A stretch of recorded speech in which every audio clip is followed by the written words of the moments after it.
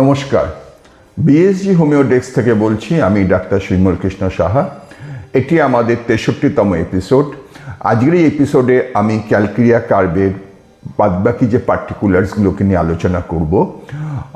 ক্যালক্রিয়া curve সম্বন্ধে particulars বলতে গিয়ে আগের দিনই বলেছি যে ক্যালক্রিয়া কার্ভের পার্টিকুলার্স বলে কিছু হয় না, কারণ ক্যালক্রিয়া কার্ভ এমন একটা ড্রাগ যার প্রত্যেকটা বডির প্রত্যেকটা অর্গ্যানসে যার স্পিয়ার্স অফ অ্যাকশন রয়েছে, অর্থাৎ শরীরের যে কোনো জায়গায় যে কোনো রোগে যদি সিমটমস মিলে যায় তাহলে Calcarea carb is a unique medicines. তা সত্ত্বেও কিছু কিছু জায়গায় ক্যালক্রিয়া কার্ভ যেগুলো বেশি পরিমাণে ব্যবহৃত হয় সেই জায়গাগুলো আমি আপনাদের কাছে তুলে ধরার চেষ্টা করছি। আসুন আজকে আমি একটু ক্যালক্রিয়া কার্ভের রিউম্যাটিজম সম্বন্ধে আপনাদের বলি। এই ক্যালক্রিয়া কার্ভ রিউম্যাটিক যে কোনো any kind of rheumatic disease, any osteoarthritis, rheumatoid arthritis, rheumatic fever, ankylosing spondylitis, etc. Any kind of rheumatic diseases, calcria carb is a unique medicines. কোন সিমটমসগুলি পেলে ক্যালক্রিয়া কার্ভ দেবেন? প্রথম, মডালিটিস। আমি বলেছি ক্যালক্রিয়া কার্ভের রেস্টে আরাম, মোশনে অ্যাগ্রাভেশন। ক্যালক্রিয়া কার্ভের সিঁড়ি দিয়ে উঠতে গেলে কষ্ট, নামতে অত কষ্ট নয়, উঠতে বেশি কষ্ট। গরমে রিলিফ। এই মডালিটিসগুলোর সাথে সেন্সেশনস। ক্যালক্রিয়া কার্ভের জেনারেলি পেইন সেন্সেশনসটা সব রকমের থাকে, তার মধ্যে একিং এবং স্টিচিং পেন, এই সেন্সেশনসগুলো খুব বেশি থাকে। বার্নিং তো থাকবেই, যেমন আমি আগের দিনই আপনাদের যখন পেন্সগুলো বলেছি সেখানে কাটিং অ্যান্ড স্টিচিং পেন্স বলেছি, ঠিক আছে? তাহলে সেই একিং স্টিচিং পেন অর্থাৎ স্টিচিং পেনটা খুব ইম্পর্টেন্ট ক্যালক্রিয়া কার্ভের। এর সাথে এবার কি নেবেন? আর একটা মডালিটিস, সেটা হচ্ছে আস্তে আস্তে হাত বুলিয়ে দিলে আরাম হয়। ফসফরাস, ক্যালক্রিয়া কার্ভ খুব ইম্পর্টেন্ট, আস্তে আস্তে হাত বুলিয়ে দিলে আরাম হয়। এই জায়গাগুলো আমাদের হোমিওপ্যাথিতে একটা ভীষণ ইম্পর্টেন্ট জায়গা।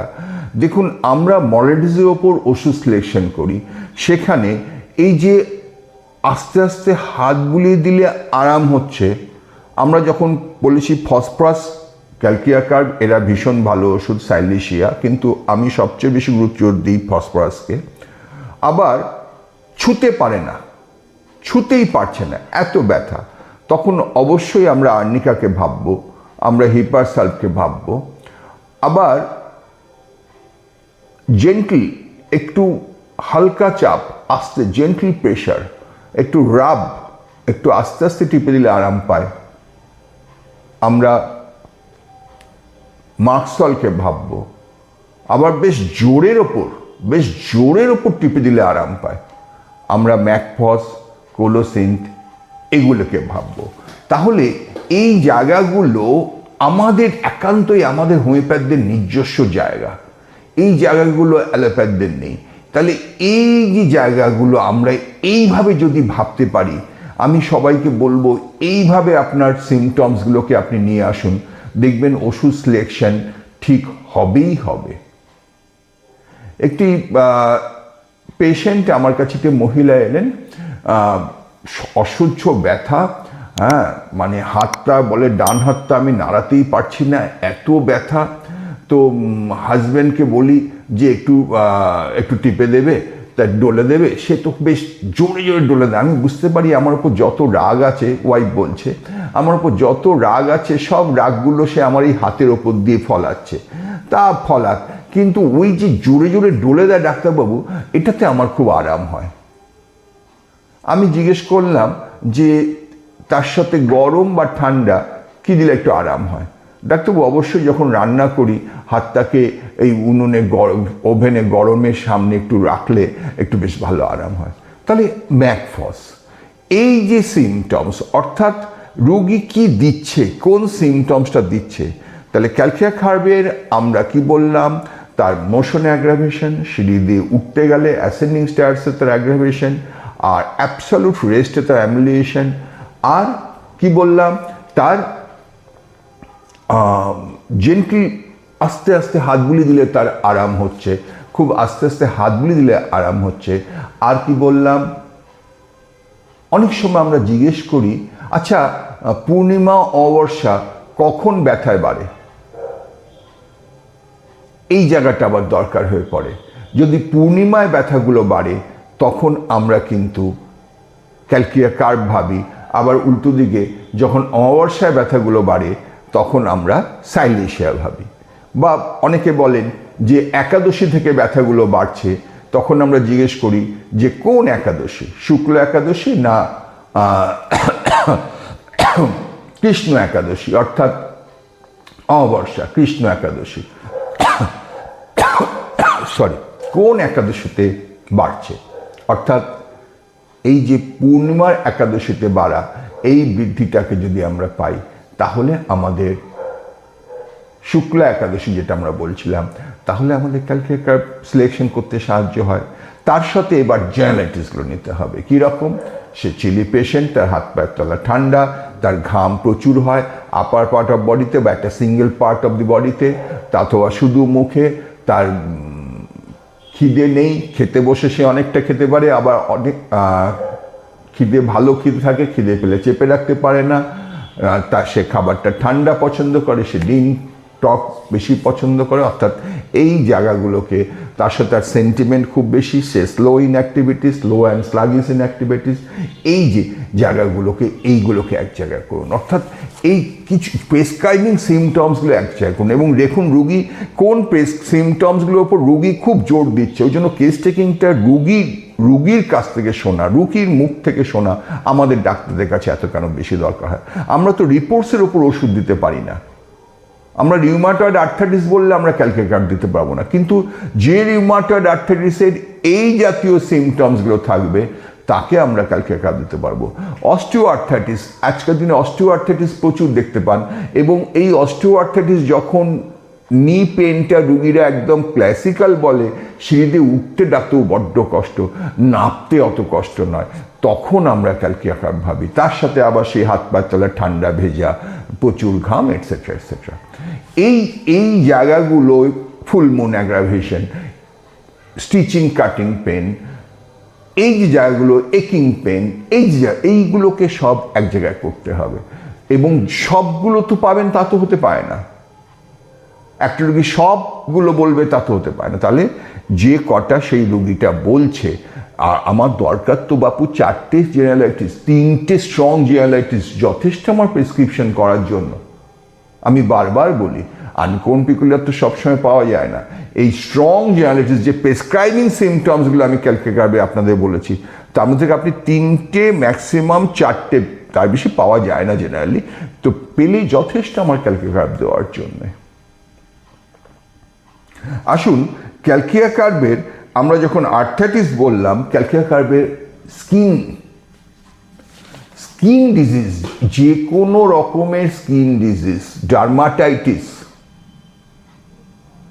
Any kinds of dermatitis, purely constitution দিয়ে ক্যালকিয়া কার্ভ ব্যবহৃত হয়।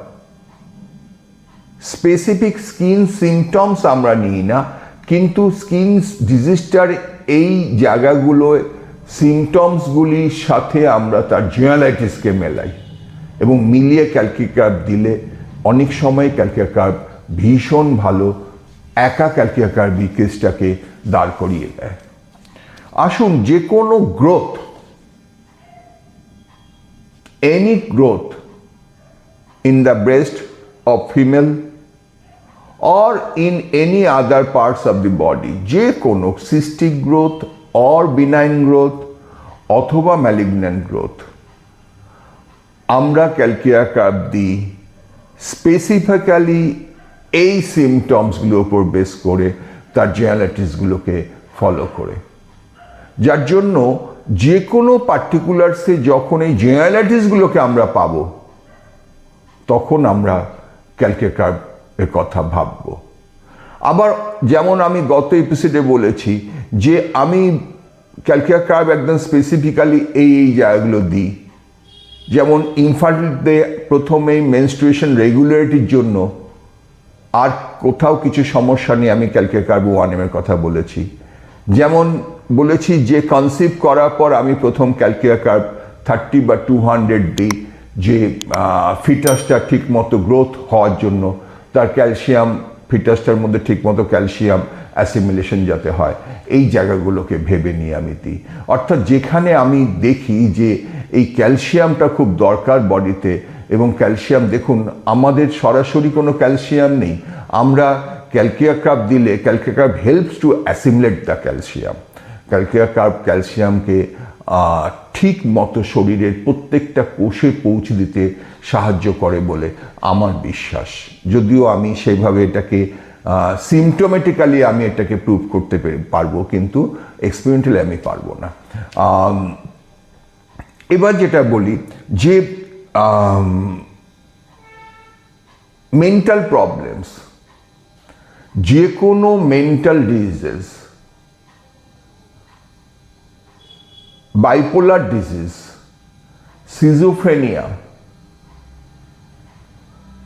আমরা অটিস্টিক বেবি, আমরা ক্যালকেরিয়া কার্ব ব্যবহার করি, যেখানে ডিলেড মাইলস্টোন পাই। ডিলেড মাইলস্টোন পেলে ক্যালকিয়া কার্ব আমাদের একটি ভীষণ ভালো ওষুধ। তাহলে যেটা আমি বলতে চাইছি যে এই জায়গাগুলোতে আমরা পার্টিকুলার্স,